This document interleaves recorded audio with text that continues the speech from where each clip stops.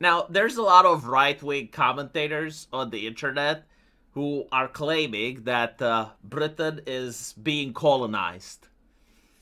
And in response to that, the British government and other people in positions of power are doing everything they can in order not to beat those allegations.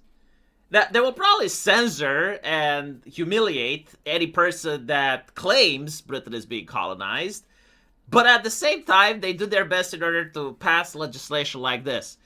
And I generally think that they do this specifically to oust the right wingers, to see who's patriotic enough in order to have the balls to oppose them. It's kind of like, look, bitch, this is what we're doing to you. What are you going to do about it? Huh? Are you going to do something about it? Are you going to do something? Should we send the police to you? There was a video yesterday with the police confiscating a UK flag, not the English flag, the British one, right? Just ripped them off and treated it like it's a rag. But here's the interesting part, and this is homework for you guys, okay? Go and look at history at almost every single nation that got conquered. And I'm talking about through warfare, right? Like the soldiers went in, they raped, they pillaged, and now this new nation is under occupation by a foreign empire or another country. Look and see what is the first thing that the occupiers do. In every single case, like there's no exceptions to this. The first thing is to burn the old emblems, right? So like the national flag, the coin, like all of these things, they will change them. What is happening here in the UK? Well, apparently, Winston Churchill was on the $5 bill. Now, I don't think it's possible in modern time to think of England without thinking about Winston Churchill. Like he's iconic. But for some reason, the far left really despise this man. And I don't know why, because like they also despise Hitler. Maybe it's because he was pushing for Operation Unthinkable. Maybe it's because he didn't like the commies. I generally don't fucking know, but like, they have Winston Churchill derangement syndrome. I mean, I remember when he had the BLM protest, they desecrated some of his statues and attacked him. Again, like, it makes absolutely no sense, except the fact that he is iconic, and if you want to destroy British culture, you would go after Winston Churchill. And so, not only are they taking him off the $5 bill, but they also claim that it was long overdue. I was like, why was it long overdue? Was this even like a conversation that the British public took place in it? People are pointing out that the current person at the bank is this guy, Nadim Pereira. Again, they're not beating the allegations, right? And what are they going to replace him with? Well, apparently an animal. I'm not kidding, right? They're going to replace him with wildlife because, according to Nadim Pereira, they consider animals to be part of British culture. I mean, this is maximum humiliation, isn't it, right? Like, an animal just exists, like it just happens to be there. You have, like, so many things that British have done. Like, for example, curb stomping slavery worldwide. You know, you think like the left would enjoy that.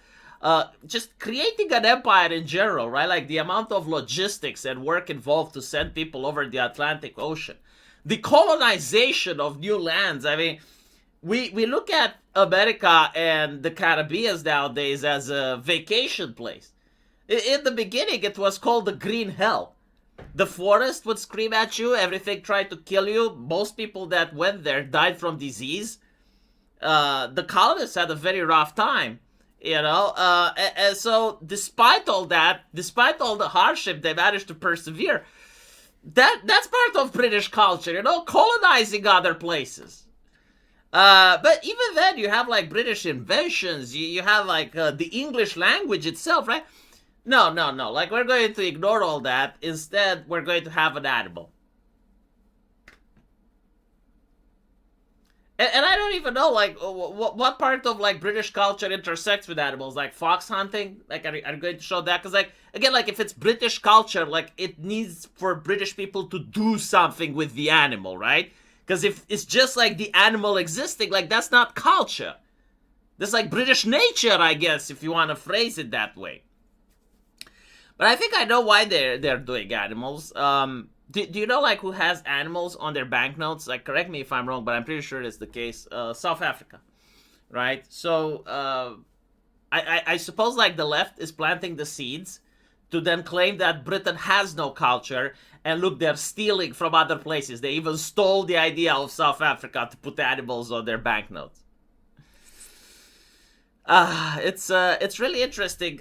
See, this is what they're doing, and they're also race swapping and gender swapping a lot of shit from history as well, especially in the UK, specifically to make the claim that white people have no culture. And I saw this recently with Game of Thrones, Night of the Seven Kingdoms. In case some of you didn't watch it, Mike Cernovich basically said that this is white culture. Because the show is pretty much about knighthood, and it's about a knight defending the honor of a lady. And so that is very European. Like, you can't claim that chivalry was stolen from somewhere else, right? Because, like, the left believes that if you copy something from another culture, you have stolen it. It's like, no, this is, like, specifically European culture. But in the show, they race swapped the lady. In the books, she's white, but in the shows, they made her black. And so when the TV show came out, they basically said, it's like, no, like, see, this is social justice. It's like, it shows that the knight is a hero because he's defending people of color. So, like, another stuff, like, they just do not want white people to say, yeah, this is part of our culture. And they don't want to have, like, a single thing that Europeans can claim, yeah, this is European. They cannot allow for, like, one thing. And so, like, this is why they're changing the banknotes. This is why they're race swapping and gender swapping characters in TV shows and movies. This is why they make the claim white people have no culture, because it's a prophecy. It's not an observation. They're basically stating that if we have our way, we're going to modify the past. We're going to destroy all your symbols, all your emblems. The English flag is racist. The British flag is problematic. The money is an issue, right? Like, nothing that British people have is allowed for them to have in the future, specifically to destroy British identity, which, again, if you look at history, this is what most empires do. Like, when they conquer another place, they immediately change the symbols, and they do their best in order to make the people forget their roots and their heritages. It's horrible. Do you think I'm exaggerating? I don't think I'm exaggerating. I think it's being systemically done. Like, for the last decade or so, if you look at the UK, they have done this systemically. Why else is the flag racist, right? In what other nation? In what other nation is sporting the national flag a problem? Even in Germany. Like, even in Germany, right? Like, it's the German flag. Like, it's fine. If it's the one without the swastika, I'm talking, right? But no, in England, it's not. Horrible. Absolutely horrible. Let me know what you guys think, though. And as usual, I will see you in the comment section. Take care.